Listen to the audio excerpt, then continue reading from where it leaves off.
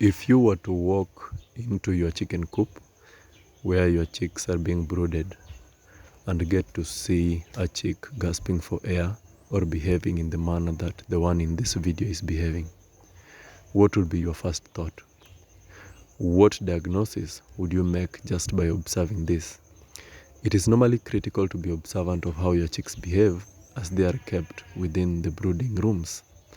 In this case, some may say this is a case of pneumonia, having been affected by cold. But if this was pneumonia, don't you think more than one chick would have been affected? This chick came from a brooding room that contained over 100 chicks.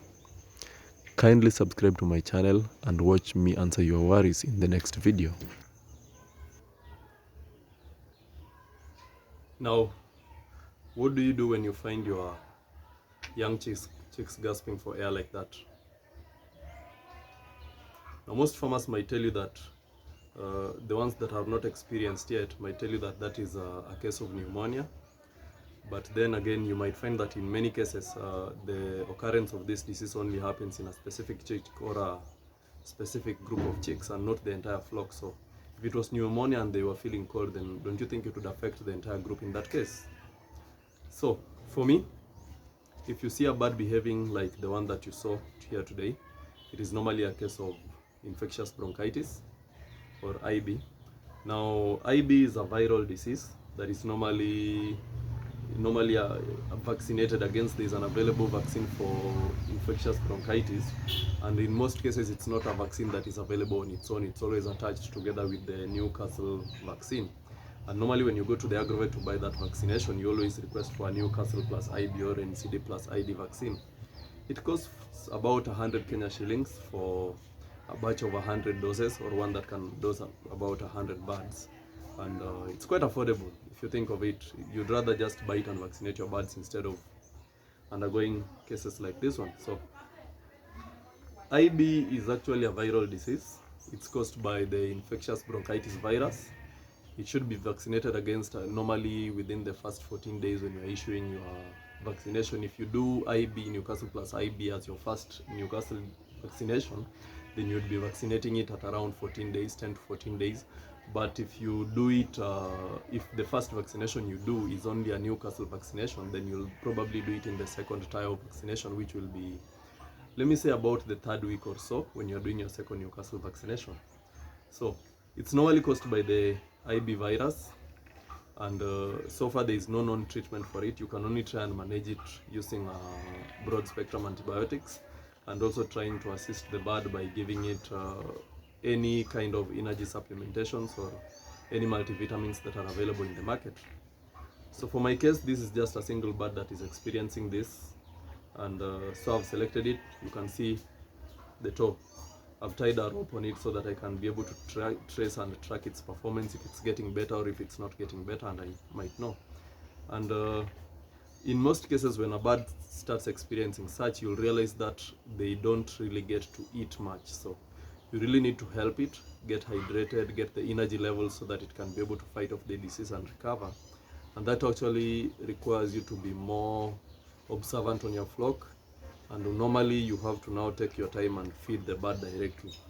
However, when feeding any food in liquid form, you have to really watch out not to put any liquid in the trachea. That is just right under the tongue. So if it's a bigger bird, you'd actually just try and sink this syringe right through into the throat so that you bypass the trachea area. But if it's a young bird like the one I'm handling, you need to do it in a process that can actually allow you to swallow. So just like I'm doing. Hopefully this helps though. If it doesn't help, sometimes you just have to count your losses and say good riddance or let it rest, because otherwise if you keep having the bird that is sickly and it's not getting better around your other birds, then you may risk infecting the other birds. And normally infectious bronchitis is transferred from one bird to the other through air, contact, or any kind of equipment that isn't washed well. So managing it really requires you to have some quite hygienic practices and biosecurity that will actually help you overcome any challenges with the bird. As you can see, the bird is actually drinking the water and it's not choking. So if you do it in a slow process like that, it will actually give it time to breathe and not have a negative reaction to the feeding that you're doing. So that is it for today. Don't let anyone lie to you that that breathing is actually pneumonia. You really need to be sure of what you're treating if you are to try and manage anything of such sorts. So yeah, that's the case with the infectious bronchitis. And no, those who are worried that me touching a sickly bird is not a good thing, there has actually not been any kind of recorded cases of infectious bronchitis affecting humans in any way. So I guess I'm safe in that case, don't you think so? So yeah, vaccinate your birds on time. Try and avoid the risks of having such diseases, and also it will save you the costs of actually trying to treat the bird. Sometimes you realize that the amount you spend treating birds is almost as much as the cost that it would take you to actually sell off that bird. So it's like 100% loss on each and every bird that you lose to such diseases. Because in a case that you have so few birds and not so much cost cutting in terms of numbers or economies of scale on the treatment, you'll actually be spending the same amount that you would have spent treating more than 100 birds or so in treating only just one bird. So better vaccinate your birds. And that's it for today. Thank you for watching, and subscribe to my YouTube channel and share this so that we can all teach each other and learn. Thank you.